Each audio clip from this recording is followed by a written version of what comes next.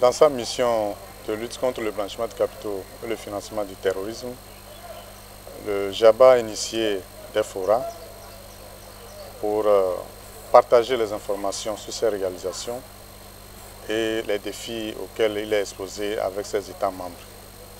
Donc le présent forum poursuit quelques objectifs, à savoir fournir un cadre général de lutte contre le blanchiment de capitaux et le financement du terrorisme dans notre région, exposer les différentes réalisations en matière d'évaluation mutuelle et surtout les résultats enregistrés par les États membres du JABA. Engager les parties prenantes de notre communauté à une synergie d'action afin d'assurer une mise en œuvre effective et efficace des mesures de lutte contre le blanchiment de capitaux et le financement du terrorisme. Et surtout, assurer une forte coopération entre les acteurs engagés dans cette lutte afin de pouvoir éradiquer le terrorisme à travers l'assèchement des sources de financement.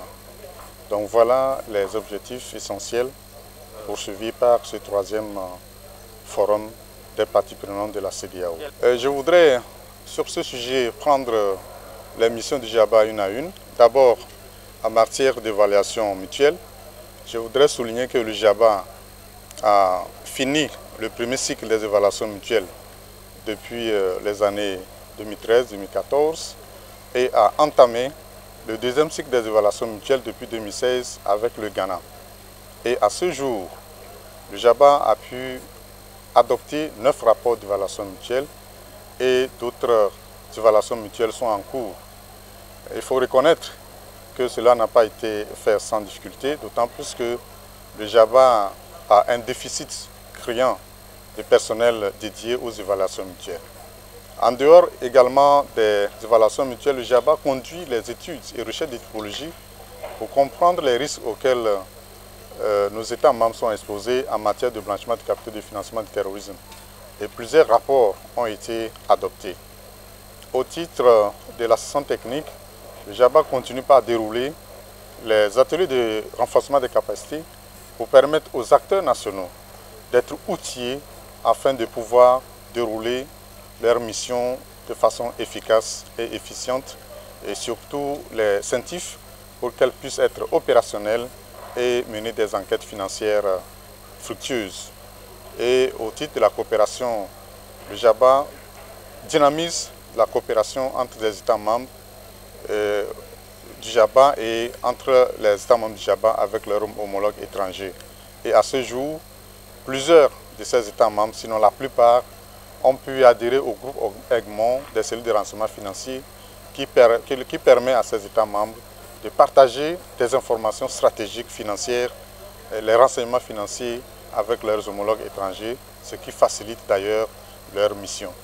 En fait, le FNAC fait son travail et toutes les conclusions qui ont été tirées de ces rapports, bien entendu, vont intéresser les partis qui sont dans la lutte contre la corruption.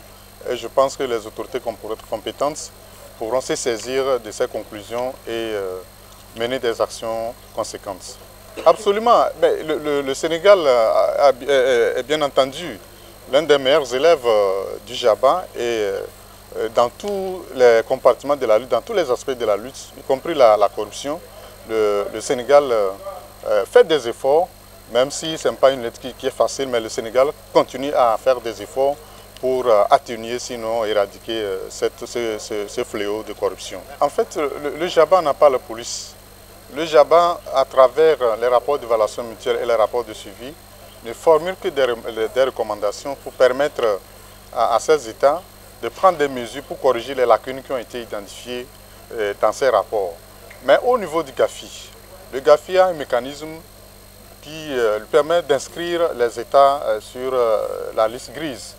Et c'est une mesure qui est contraignante et qui oblige les États à faire des efforts pour remédier aux insuffisances qui ont été identifiées dans les rapports d'évaluation mutuelle, dans leur dispositif de lutte contre le blanchiment de capitaux et le financement du terrorisme.